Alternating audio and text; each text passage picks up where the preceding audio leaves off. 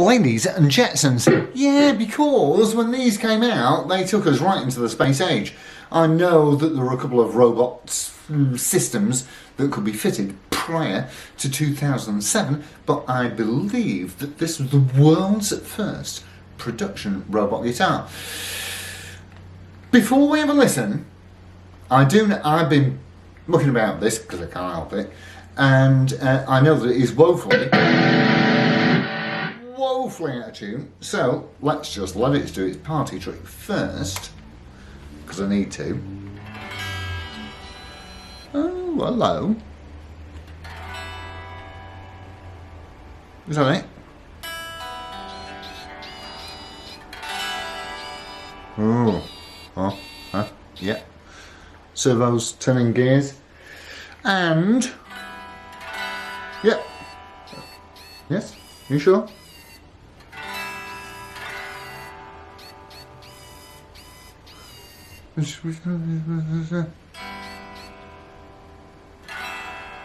Yes, and there we go. Right, so let's have a listen. Yikes. Here we go.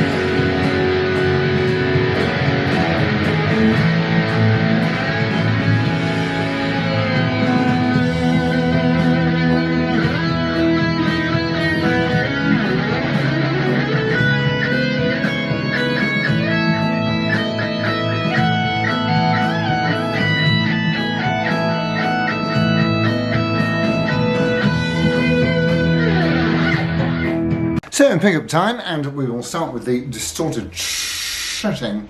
Oh, hang on, let's have a quick tune-up. Yes, I know it's gone silent, but trust me, it's doing its doing its thing here. Squeak, squeak, squeak, squeak, squiddly, squiddly, servo, servo. And I think nearly. Yeah, we're there, dude. So, right.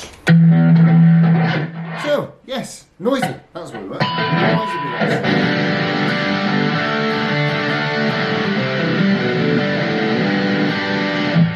and that is on the bridge setting. Let's go into the centre.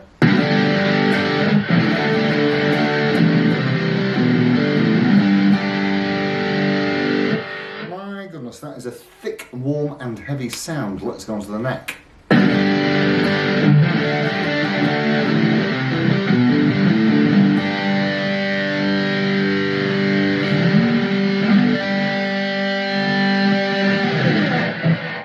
Super duper clean.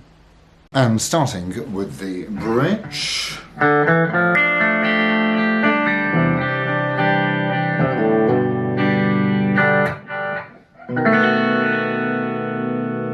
Super, into the centre.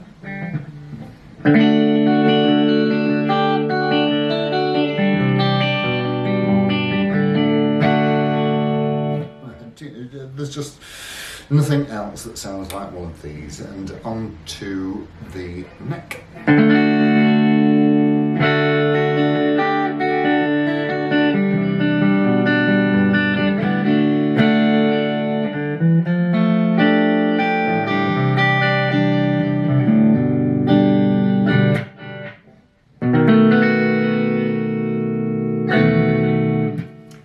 It's like for me, it's like slipping back into a warm, old, comfy pair of slippers.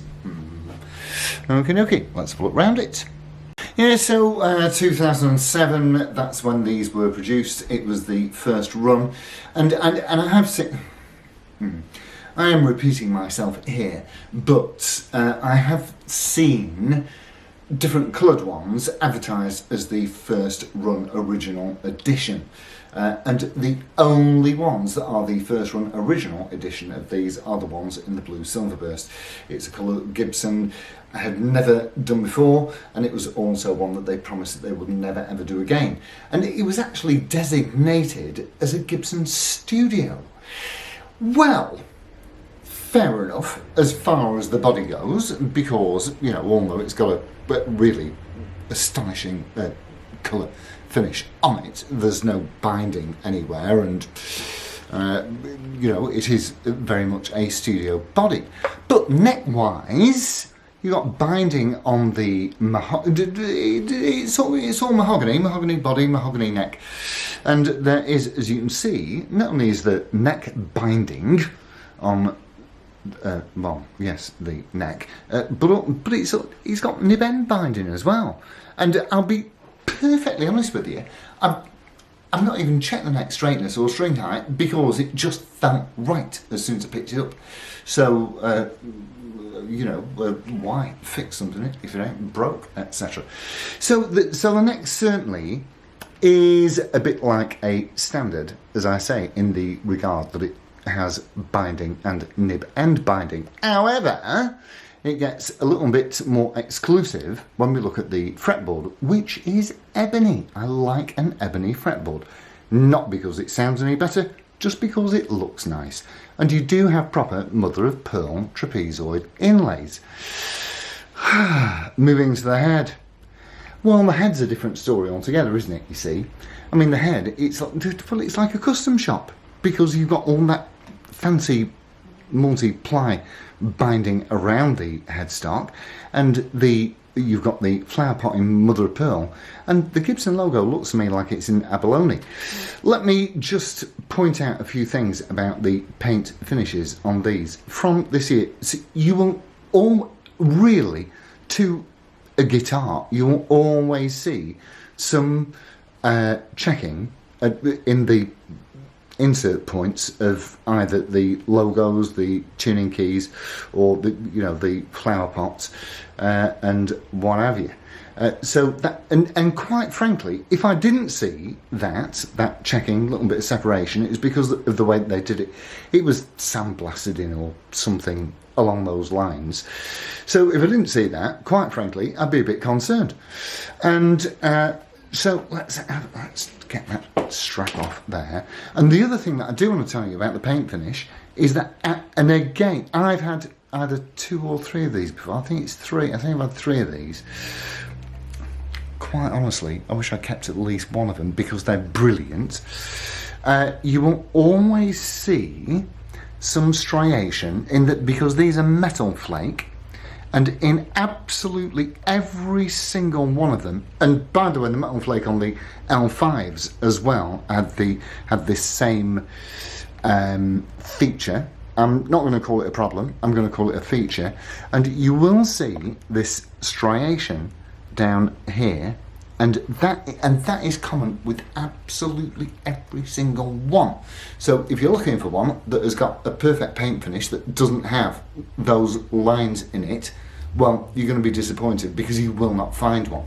And apparently it's something to do with the metal flake in the paint being drawn to a magnetic source or some other kind of witchcraft like that. I'm not exactly 100% sure.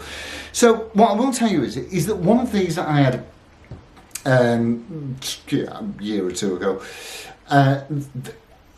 there was no gubbins to make the robots work, and I couldn't get hold of anything, so I took them off and I just popped some really nice either Clusen or Grover waffle backs, which did look absolutely beautiful. And of course, because these robot tuners I know they're big old ugly things, aren't they? Because these robot tuners go directly through the holes, there are no screw points. So when you take them off, it leaves no evidence of anything having been there in the first place. And similarly, if you... Yeah, that's right. Yeah, and similarly, if you decided to, or let's say you had one, like the one that I sold, and you managed to get the bits to make the robots work, then you certainly could put them back on, and again, you wouldn't see any holes because they're massive, aren't they? So they're going to cover up anything that was there previously, I would guess. Even more happily than that, and let me tell you, the electronics inside here, controlled by this chap here, the MCK Master Control Knob, they are pretty nifty and complicated too. Happily, though, when this knob is pushed in, it just acts as a regular tone knob. So you don't need to do anything to it. Just leave it as it is, because frankly you've got no choice without doing an awful lot of work, and then putting it all back together if you want to re-robot it would be a real nightmare. And so yes, so when it's pushed in, it just works as a regular standard ordinary tone knob. So you can unrobot it and just leave that where it is, and play on like it is. So around the back here, of course, we're coloured in. Although it probably looks black, it is a hue of blue, and we do have these see-through cavity control plates because clearly they're quite proud of the electrics and want to show them off, and it's the same for the toggle switch. I can't remember the pickups. I think they're 490R and 498T, but they just seem to be wound just a little bit nicer than you would find on a regular Les Paul Studio. All in all, these, they're world first editions, and this one, and I will tell you, this does belong to Bob, and he bought this brand fire new, and it's not been out of the box. You give it a quick strum, a bit of a twang, and like I say, that battery and the guitar itself, the whole damn thing, has sat in the box for 15 years untouched, and you can trust me on that. So we've got the battery up and running, we've got the robotics up and running, and we've blown the cobwebs off it and put some new strings on. You do need to replace the strings on these, fairly, certainly annually, if you're not hammering it all the time anyway, because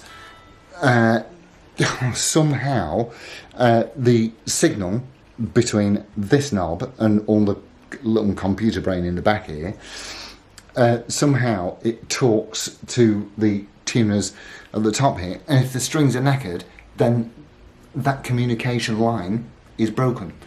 So, fabulous. If you don't, honestly, really, if you don't like these, just take them off and put some normal ones on. You don't have to do anything else at all. Just take the things off and put regular tuners on, and you will be a happy bunny. But let's face it, these, I think that these were, when they came out in 2007, I think they were 1,350 quid. And now, like I say, it's a custom, standard studio. There is nothing else like it. Certainly not. So, conservatively, I would say one in this order that really has not been played. It's got to be a couple of grand on it, and there's only one way that the value can go up, especially if you've got, bear with me, especially if you've got the original case that goes with it, and certainly if you've got the, how do I open this, and certainly, not in that direction, that's for sure, and certainly if you've got the, Yes, the original certificate of authenticity, which is in there, and you even get. I mean, really, these are so custom shop, and you get the little book with the photo of all the guys who look like they've just stepped out from 1950. Yeah, you know, so you get all that caper with it, and I can't remember if they came with a strap, but you know, these are certainly future collectibles, and as said, the price of these can only go in one direction. Gibson said they've never done this colour before and they will never do it again, and true to their word, certainly after 15 years, that is what the case is. So with all that, I'm so happy playing this, I've got to tell you, so happy playing it. So I shall bid you all a fond farewell, and I'll see you next week, and it's adios amigos. Ta-ra.